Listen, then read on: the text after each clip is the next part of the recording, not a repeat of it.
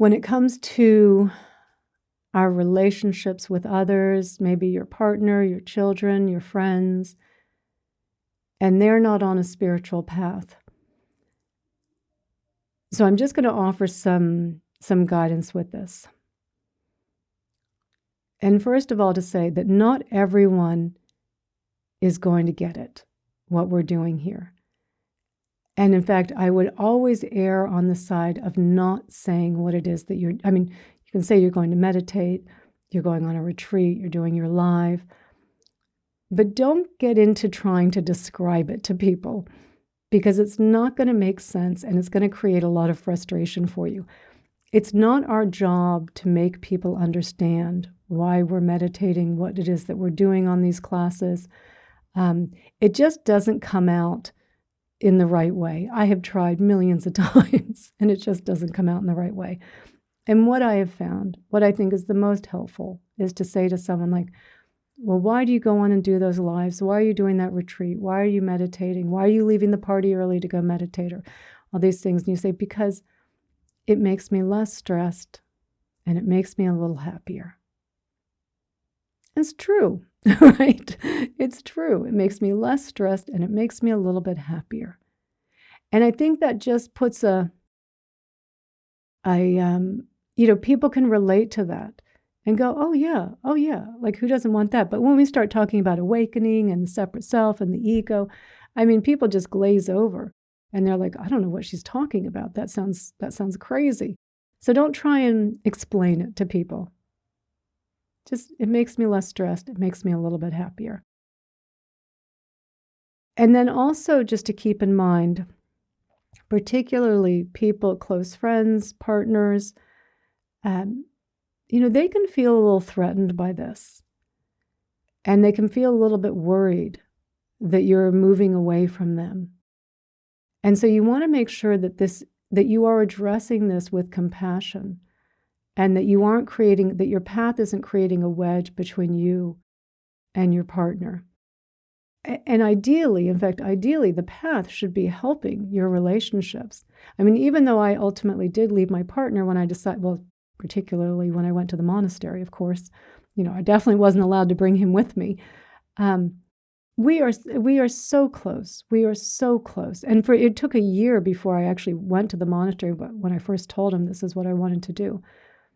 And it really changed our relationship. It was so beautiful, or shifted, I should say, into the next kind of like, he was supportive, he was helpful, he was afraid, he was scared as well, right? He didn't want to be on his own.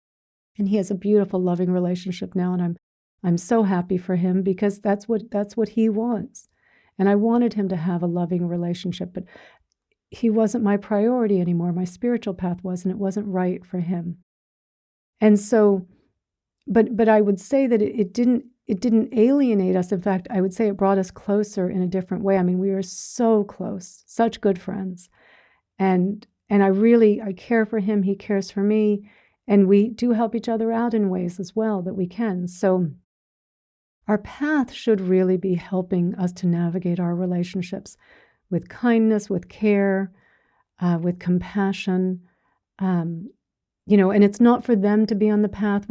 This is not a proselytizing path, right? It's not for other people to have to understand. And if we're coming across in some way in our path that it's creating, not that there can always be some odd situations out there, of course, but in general, if it's creating distance between lots of our relationships, let's say, then I think we need to look at ourselves to say, what am I doing on my path? Because it should be moving us towards wisdom and compassion, kindness, care, understanding others, not needing them to understand us, but us to understand where they are.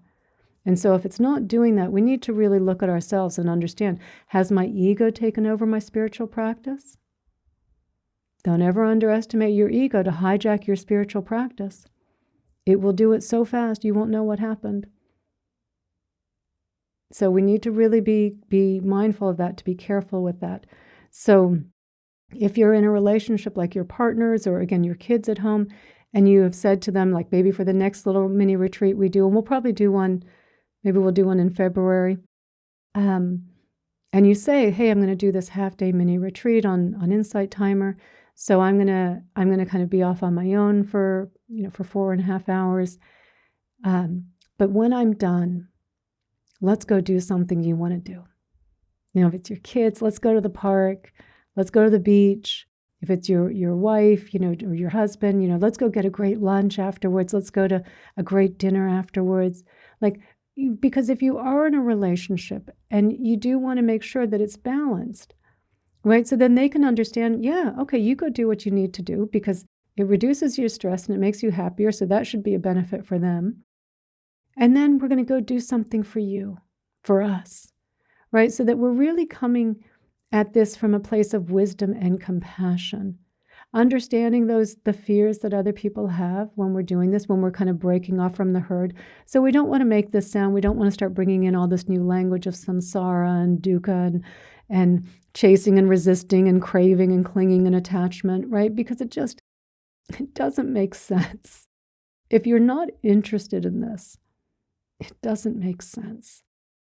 And it just doesn't help people. And it doesn't help our relationships. So this isn't, our path doesn't mean that everyone has to be on the path. No, our path should help us to be more considerate, more understanding, more compassionate towards others, that we should be connecting on where we can connect.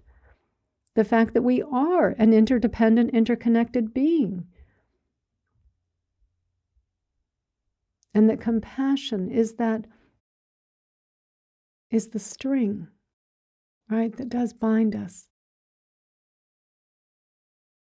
So just to keep that in mind around relationships and boundaries and your practice, just keep it simple. Just keep it simple. It's not about them and what they're doing, and it's not about us and what we're doing. It's about